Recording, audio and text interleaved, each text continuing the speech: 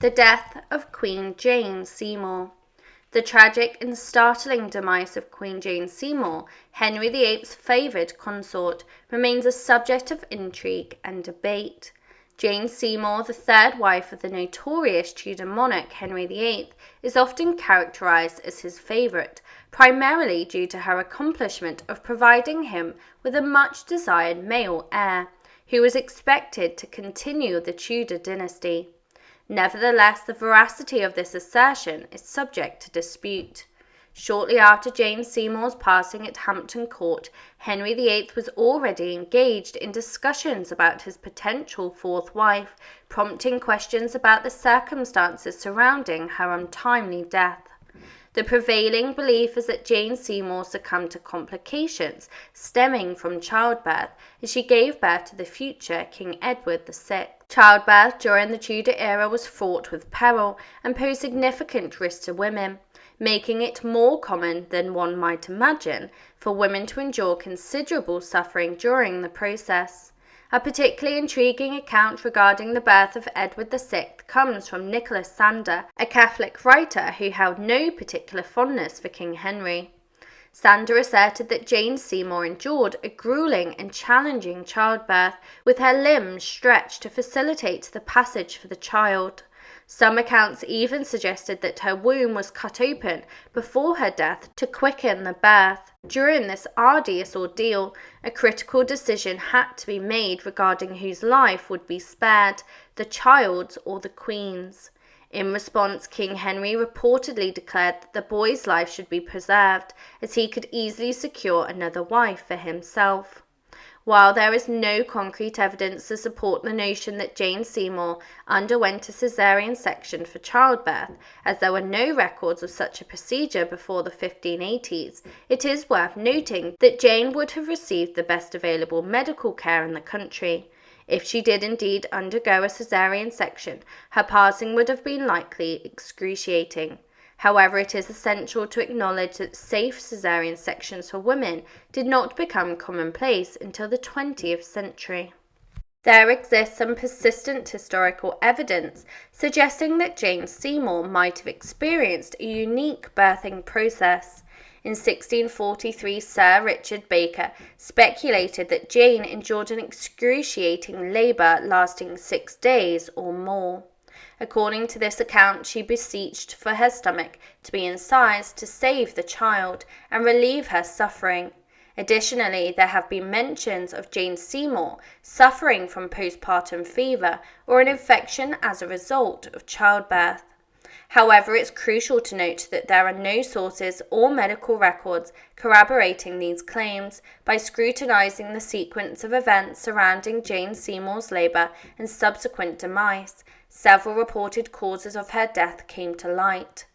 It is documented that Jane went into labour sometime in the afternoon of October 9, 1537, and her son Edward was born around 2 a.m. on October 12th. She reportedly signed letters announcing the birth, and by 15th of October was sitting up in bed at Hampton Court, where guests attended the christening of her son. These details rule out the possibility of a caesarean section, as she would have required ample time for recovery. It wasn't until 4 days after Edward's birth that Jane Seymour's health began to deteriorate. Her chaplain and physicians described her initial symptoms as a natural postpartum fatigue, which she appeared to overcome and even improved upon.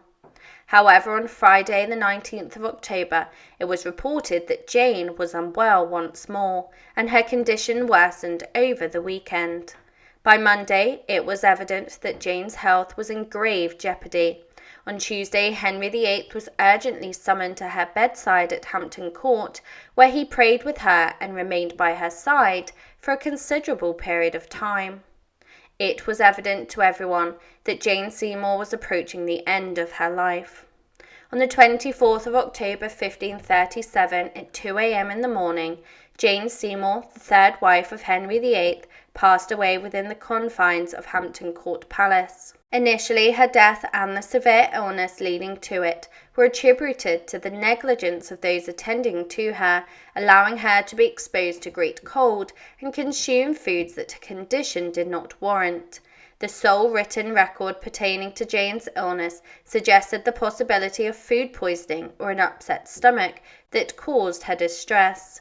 There is also mention of her falling victim to a severe cold that ultimately led to her demise. During the Tudor period, colds and health issues were commonplace. And given the vulnerability that often follows childbirth, it is plausible that Jane was merely more susceptible.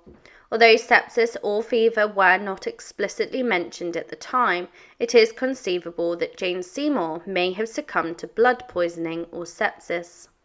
Alison Ware, along with 4 medical professionals, expressed skepticism regarding fever being the sole cause of Jane's death.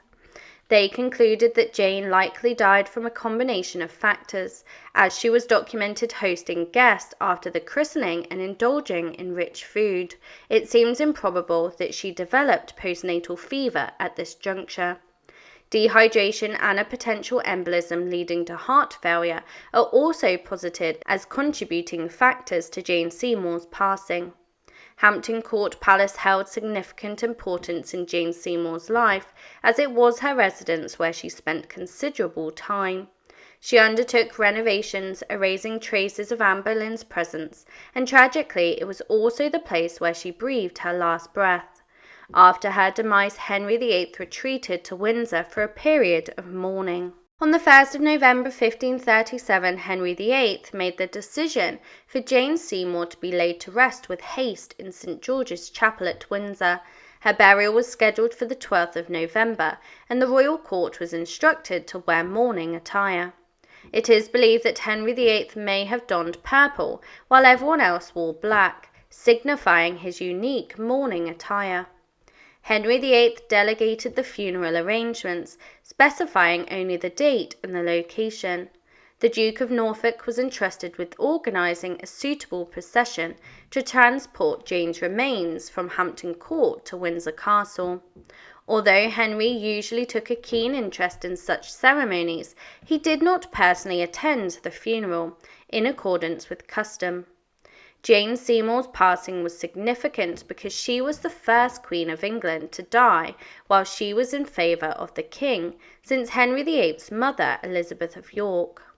Due to this, the Duke of Norfolk had to research the appropriate protocols for her funeral, taking inspiration from Elizabeth's funeral, which included a considerable number of earls, barons and knights. Norfolk ordered 200 masses to be sung for the repose of Jane's soul. Following this, Jane's body was embalmed and her entrails, including her heart, were surgically removed and interred separately in the Chapel Royal at Hampton Court, beneath the high altar. She was adorned in a golden robe with jewels, and a crown was placed upon her head.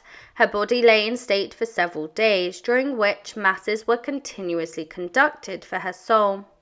The funeral procession made its way to Windsor, with Jane's stepdaughter Mary serving as the chief mourner, draped in black velvet and riding on horseback. She was accompanied by 29 mourners, one for each year of Jane's life. A lifelike effigy of Jane was also carried during the procession, as the solemn crowd watched the Queen's cortege pass in silence. On the 12th of November at 11 a.m., the procession reached Windsor.